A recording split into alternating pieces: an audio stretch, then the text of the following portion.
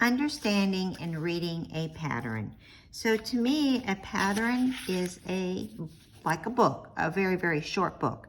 And you don't know the whole story like you do of the pattern until you read all the way through to the very last page. As in a book, you don't know the full story till you read every single page to know the happy ending or the sad ending. So you want a happy ending when you're creating your project, so you're gonna read from the front of the page to the back of the very last page because it has a lot to offer you in the pattern. So when I open it up, it tells me what my finished measurements should be, okay? So now, I circled 2 sizes, so the bust circumference total is 37.5. My bust total is 36, so that gives me an extra 1.75 inch ease. I kind of want a bigger one, so I would go to the next size because I know in my body I like 3-inch ease to 4 inches, which means that's the movement that you have. It's not hugging or clinging to my body. It also tells me how deep my armhole is. This is a very nice pattern because it's giving it to me in inches and centimeters, which is very nice. It tells you the total length of a cropped version or a full-size version.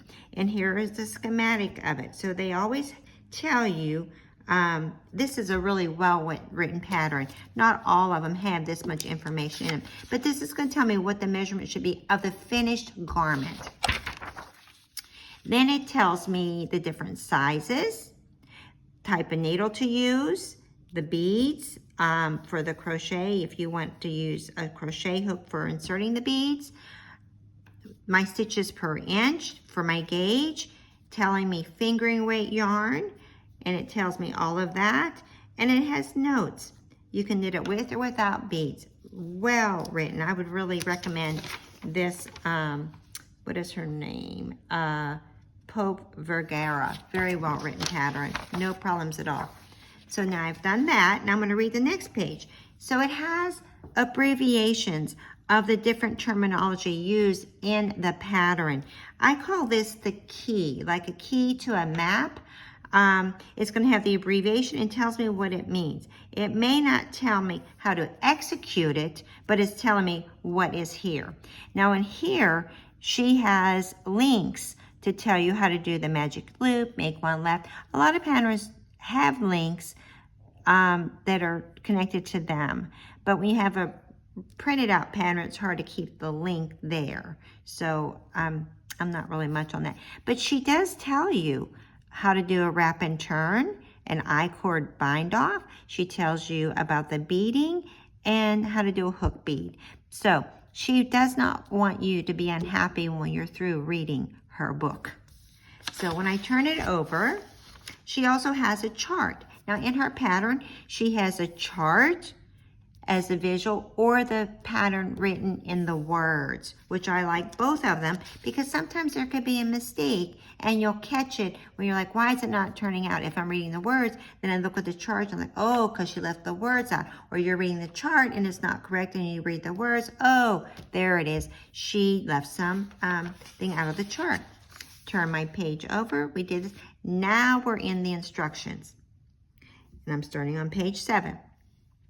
It tells me what needles to use, what to cast on, tells me to work in the round, which would be one of her abbreviations in here. RND means in the round. That means I'm not knitting it flat back and forth. She gives you a setup row.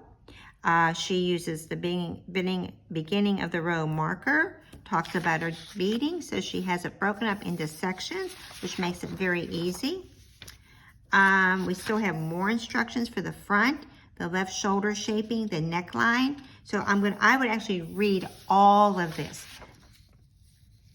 Then it has instructions on the right shoulder neckline to continue to work flat without wrapping any stitches, but read it all through because when I did this, I didn't read it all the way through and I was supposed to actually pick up the wraps in my short rows, but I'm okay with it. I'm happy.